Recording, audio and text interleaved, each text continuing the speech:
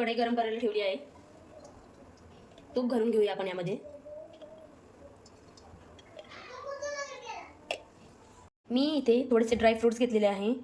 बदाम बारीक कट करून, मनुके आणि काजू उभे कट करून घेतलेले आहे.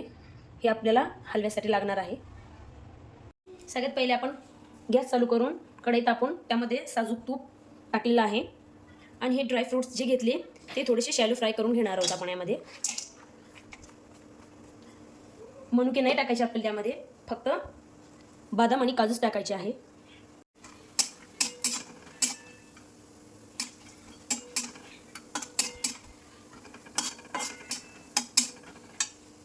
तर थोडासा चेंज झालेला आहे, तर आपण याला काढून घेऊया.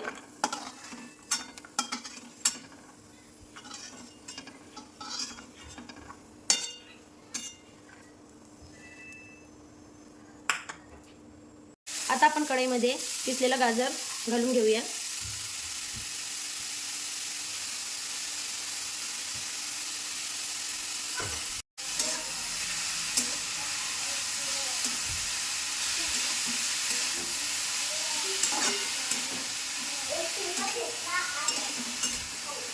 आपण हा गाजराचा किस तुपामध्ये असा छान प्रकारे मस्त परतून घेऊयात, म्हणजे त्याचा तुपाचा फ्लेवर त्या किसला लागतो.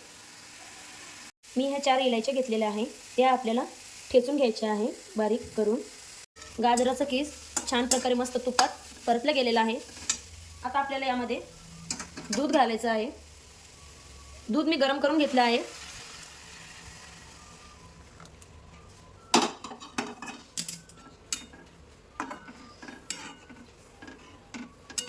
आता हे दूध थोडंसं आटेपर्यंत हा हलवा शिजून घ्यायचा आहे आपल्याला.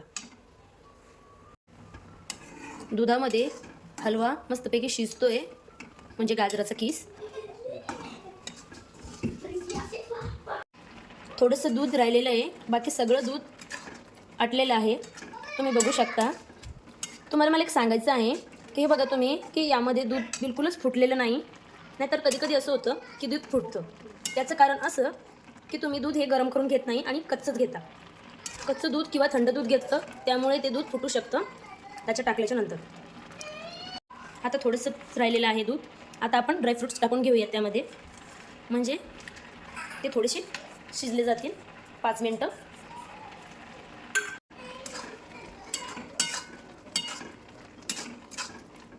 आणि शक्यतो गाजराच्या हलव्याला फुल फॅट मिल्कच घ्या, कारण ते खूप मस्त म्हणजे बाइंडिंग घेऊन जाते त्याला. पतलं दूध असल्यामुळं मग ते बाइंडिंग येत नाही त्याला पाहिजे तशी.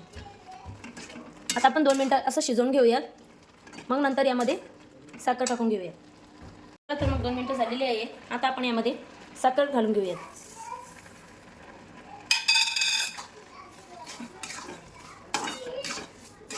साखर टाकल्याच्या नंतर थोडंसं त्याला पाणी सुटेल.